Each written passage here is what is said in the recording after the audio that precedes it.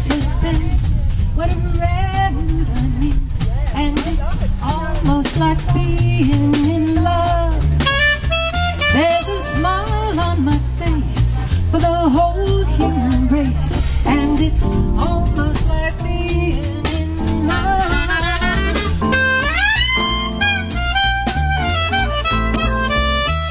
Well, hello. My name is Rosemary, and I'm one of the residents here on Longfellow, and as you can see, we're having this wonderful block party.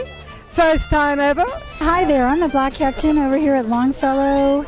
Anyway, we got a nice little turnout. We're expecting 120 neighbors to come over and spend some time with us, and we're having barbecue and a nice smooth jazz band. We love National Night Out because we're all getting together to know each other, to help each other, and help keep our neighborhood safe. That's right. And to get to know our local officers a little bit better. And here's Chief Savelli. He just showed up. Look at this. How are you? I am. What more can you ask for? Yeah. Great National Night Out. It's Yeah, a great turnout. This is wonderful. Yes, exactly. This is a community effort for the community neighbors to get to know what our folks are doing to help us be safe, right? Correct. Absolutely. Exactly. Get to be partnerships with the community. Partnerships with the community. This is McGruff, the crime dog, with our council member Pete Tucker and our mayor Michael Keegan. The City of Hermosa Beach celebrates National Night Out 2007. Hi, Chief Gomez here, Hermosa Beach Fire Department, here participating in the National Night Out here in Hermosa Beach. As you can tell, this is an event that all the neighborhoods and the community is embracing, and as a fire department, we are just happy to be part of it. I'm Captain Scott with the Hermosa Beach Fire Department. This is National Night Out, August 7th. This fire engine is it's a 2000 Pierce model fire engine. This is the engine 12, as we call it. It's also used for when we respond out of the city to brush fires, and it's set up for brush fires right now. All right, hi kids. What we have for you is we've got some little basketballs, we've got some coloring books and pencils. In the background, we have the urban assault vehicle, the armored car, and I have McGruff, the crime dog. He is riding shotgun today in the armored vehicle. Any kind of disaster or police activity, we are covered here in Hermosa Beach. Dude, this is so awesome! What you're viewing is our new assault vehicle that we share with Manhattan Beach and Redondo Beach.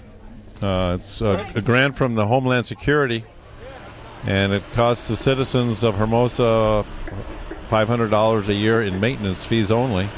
And we'll share it with the other two jurisdictions. We'll have it for 2 months, and then they'll have it for 2 months. We'll rotate it around, but it's a very intimidating vehicle, and I'm glad we do have it as part of our enforcement program. All right, hi, I'm Landon Phillips with Hermosa Beach Police Department. I started with the department in 2002. I've been a police officer for 5 years. After about 2 years, I put in for and was assigned to the traffic division, where I got to ride a police motorcycle. This here is a 2007 BMW RT 1200. The role and function of a traffic officer is to monitor traffic safety throughout the city. Whenever there's traffic concerns that the community brings up, we have to respond and try and see what we can do to improve the roadway safety and the traffic conditions. All right, 2007 police BMW. This is the siren down here. We do have some nice LED lights, which is a really cool feature. It makes things nice and visible. On this, we have basically lights, siren. We have a PA system. I can speak loudly through my helmet. I have a communication and radio where I can talk to my dispatch and other units. There's earpieces mounted inside the bike. I have a microphone also mounted onto my bike so I can talk. It does have analog brakes, which is a great feature. We do have a shotgun mounted on the rear. Some other things on the side. I have a laser device on the right side of the bike, which I use for speed enforcement. I have a baton and a flashlight mount on the rear. Saddlebags, which allow us to carry our extra reports and weapons, things like that. Nice feature about this is I have a adjustable windscreen. Makes things kind of nice. So this is pretty much our top of the line bike. Makes our job really easy.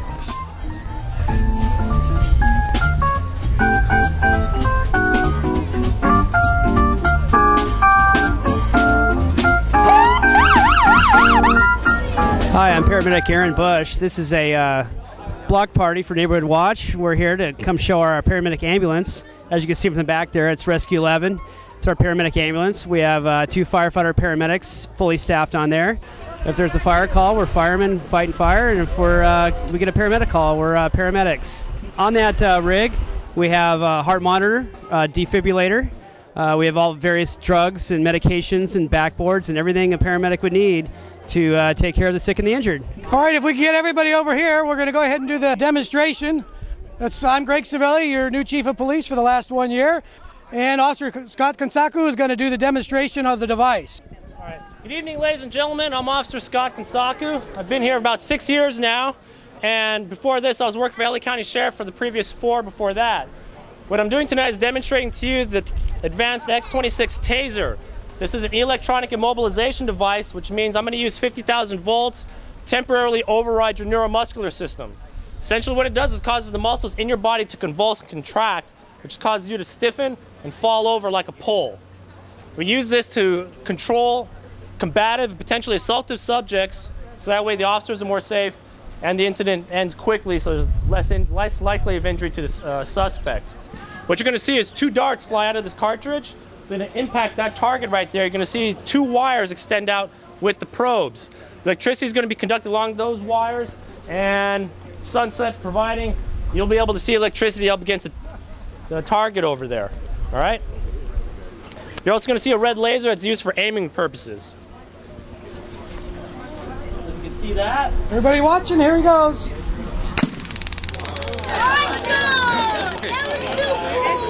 The probes that fly out are basically fish hooks. They're straightened fish hooks, and they only cause minor injury to the subject. And generally speaking, fire department personnel, paramedics can remove the guards, and even trained police officers can do it on scene. You see that the wires actually look like fish line. You can see the slack in the line, so that way, in case the subject, once the 5-second cycle is over, that subject gains control of his body again. So in case he wants to continue to assault officers, we can discharge the weapon again in order to incapacitate him. Now you notice I've taken the cartridge off, and you see the metal probes up at the end. The device can still be used in this capacity as a contact device up against the skin. And lastly, what you see on the butt here is a camera. It's audio, visual, and nighttime capability, so that way we can capture the person's activities, hopefully prior to the shooting, so that way we can use it for evidence purposes.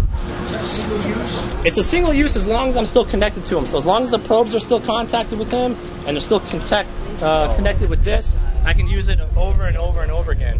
However, if the probes fall out or if a wire breaks, then you have to dump the cartridge and reload or contact the person up close and personal.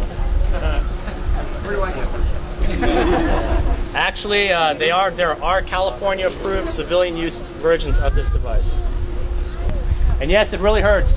Alrighty, well I thank you all for your attention. The fire department is here to just show you how to use a fire extinguisher as well. So. We are going to be using a chemical or dry chemical extinguisher rated ABC. It's, I believe, a 2A 10BC extinguisher. Anything that you have to plug in, if it catches fire, you would have to de-energize it, and it becomes a Class A or a Class B at that point. You want to check the needle on the gauge, make sure it's in the green when you purchase it, because that indicates that it's pressurized.